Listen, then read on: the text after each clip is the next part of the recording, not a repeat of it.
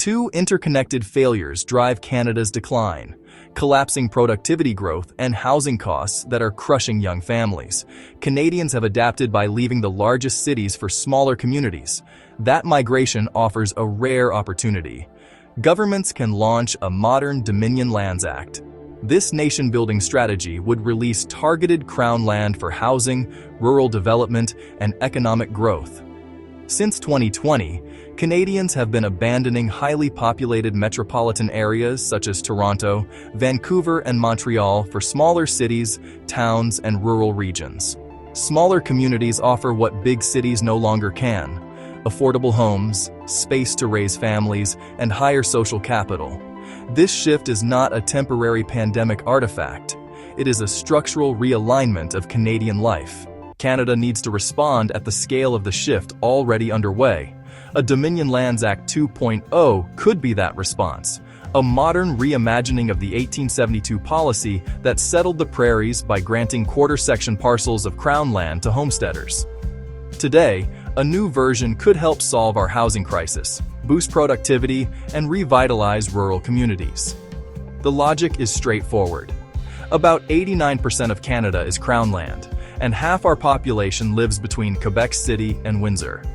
Meanwhile, smaller cities and towns face chronic housing shortages, limited access to skilled labor, and rising demand for services.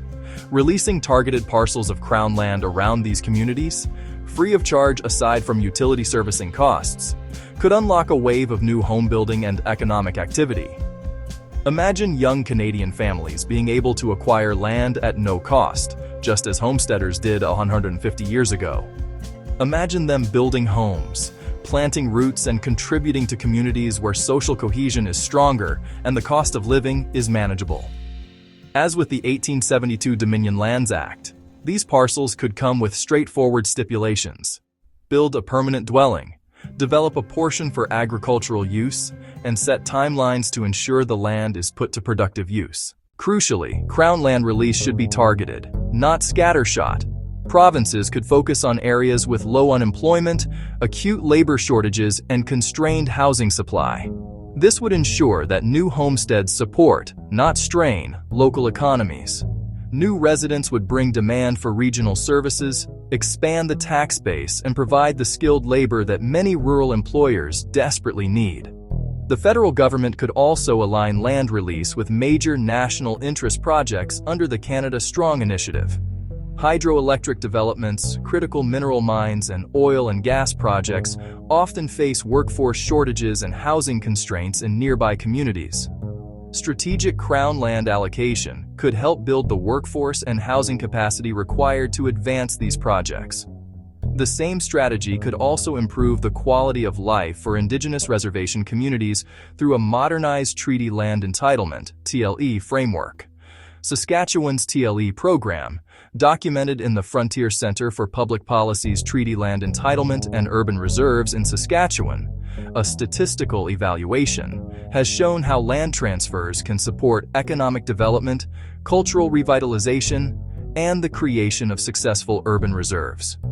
A national TLE expansion would allow First Nations to proactively select adjacent Crown land for housing, commercial projects, cultural sites, and job-creating ventures.